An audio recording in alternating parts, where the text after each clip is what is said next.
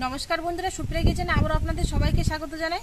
বন্ধুরা, আজকে আমি একটা গ্রাম্য সবজির দুর্দান্ত স্বাদের রেসিপি নিয়ে আপনাদের সামনে চলে এসেছি।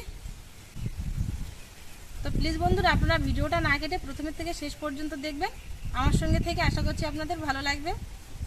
আজকে দেখুন, আমি সজনে গাছতলায় এসেছি। এই সজনে পাতার ভর্তা বানাবো। তো সজনে পাতা তুলে নিয়ে যাব গাছ থেকে। ডালগুলো আর ভাঙবো না, এর থেকে পাতাগুলো ছিঁড়ে ছিঁড়ে নিয়ে যাব। ডালগুলো ভাঙলে এখন এই বর্ষার সময় সজনে গাছে একটু পাতা হয়েছে, ডালগুলো ভেঙে দিলে লাস্টে আর গাছটাই নষ্ট হয়ে যাবে। একটা চিঙারি নিয়েছি, এরকম পাতা কেটে কেটে চিঙারিতে নিয়ে নেবো। আপনারা যদি মনে করেন তাহলে ডাল ভেঙে নিতে পারেন, তবে ডাল না ভাঙাই ভালো। ডাল ভাঙলে গাছটার কেন ক্ষতি করবো ডাল ভেঙে। এই সজনে গাছ কিন্তু খুবই উপকারী একটা গাছ। এর পাতা, ফুল সব কিছুই আমরা খাই। সজনেও খাই, ডাঁটাগুলোও খাই। ডাঁটাও যেমন উপকার, পাতাও যেমন উপকার, ফুলেও তেমন উপকার। ফুল খেলে পক্স হয় না, কিন্তু হাম পক্স যেগুলো হয় না, যে ফাল্গুন চৈত্র মাসের দিকে দেখবেন অনেক বাড়িতে হাম পক্স দেখা যায়, সেগুলো একটু কম হয়। আর এই পাতা খেলে যাদের হাই প্রেশার কম থাকে, প্রেশারটা। বাড়িতে খানিকটা তোলা আছে, আর এইগুলো নিয়েছি তুলে, আর লাগবে না। এবার যাবো রান্নাঘরের দিকে। পাতাগুলো সব আগের থেকে ছাড়িয়ে এনেছি, তাই নতুন করে আর ছাড়াতে হবে না। এবার এগুলো পরিষ্কার জলে 2-3 বার ধুয়ে নেবো, আলাদা পাত্রে নিয়ে নেবো। সজনে পাতার ভর্তা তো এর আগে আপনারা অনেক খেয়েছেন, কিন্তু আজকে আমি এমন ভাবে বানাবো যা সব থেকে সেরা হবে স্বাদে। কড়া বসিয়ে গ্যাসটা ধরিয়ে দিলাম। আমি বাইরে রান্না করতে পারতাম, কিন্তু কি বলুন তো, যে ভিজে ভিজে রান্নাঘর নেই তো, আর ভিজে ভিজে জ্বর আসছে, সেই জন্য ঘরের মধ্যে রান্না করতে একটু অন্ধকার। তো বন্ধুরা সেইভাবে বানিয়ে নেবেন। গরম কড়াই সর্ষের তেল দিয়ে দেবো। যে কোনো ভর্তা বানানোর সময় একটু সর্ষের তেল দিয়ে বানাবেন, তাহলে দেখবেন ভালো লাগবে খেতে। সর্ষের তেলের একটা ঝাঁঝ আর স্বাদ আছে। তো দিয়ে দেবো শুকনো লঙ্কা। এখানে আমি 5টা শুকনো লঙ্কা নিয়েছি, তবে আপনারা আপনাদের যেরকম ঝাল খাবেন আপনারা সেরকম অনুযায়ী লঙ্কা দেবেন। লবণ দিয়ে দেবো। পেঁয়াজ কুচি দিয়ে দেবো একটা।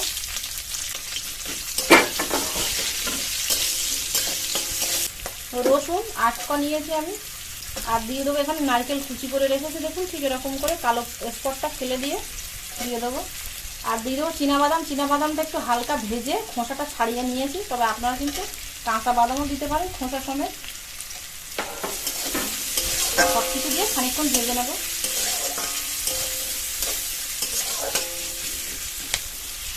এবার এর মধ্যে ধুয়ে রাখা পাতাগুলো দিয়ে দেবো।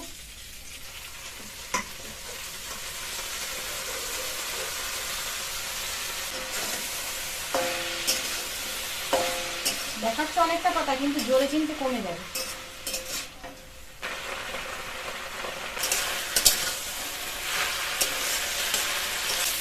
পাতার জলটা কিন্তু পুরোপুরি শুকিয়ে গেছে, দেখুন এই কড়ার নিচে আর লেগে যাচ্ছে না। এবার পাত্রে তুলে নেব, নিয়ে এটাকে শিরে বেটে নেবো। তো আপনারা মিক্সারও বেটে নিতে পারেন। আচ্ছা, এই ভর্তার মধ্যে আমি একটু নারকেল কুচি দিলাম, কারণ সজনে পাতার মধ্যে একটু তিতকুড়ি ভাব আছে, সেই জন্য একটু তিতো তুলো লাগবে খেতে। কিন্তু এই নারকেল কুচিটা দিলে সেই তিতো ভাবটাও কেটে যাবে, আর খেতেও ভালো লাগবে। তবে এটা আপনারা নাও দিতে পারেন। ঠান্ডা হয়ে গেছে, শিলে বেটে নেবো।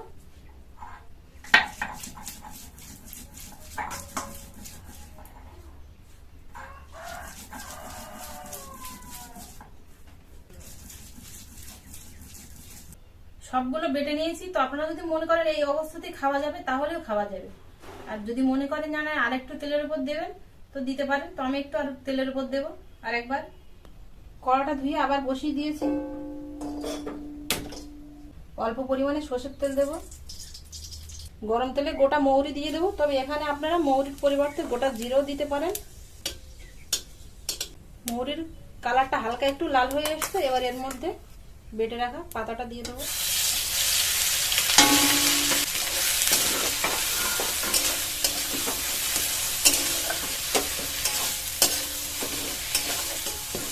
সজনে পাতার ভর্তাটা কিন্তু রেডি হয়ে গেছে। দেখুন বন্ধুরা, কড়ার গায়ে লেগে যাচ্ছে না, ঠিক এরকম একটা ডোয়ের মতো হয়ে গেছে। এর ভেতরে যে জলটা ছিল সেই জলটা শুকিয়ে গেছে, হয়ে গেছে। এবার তুলে নেব।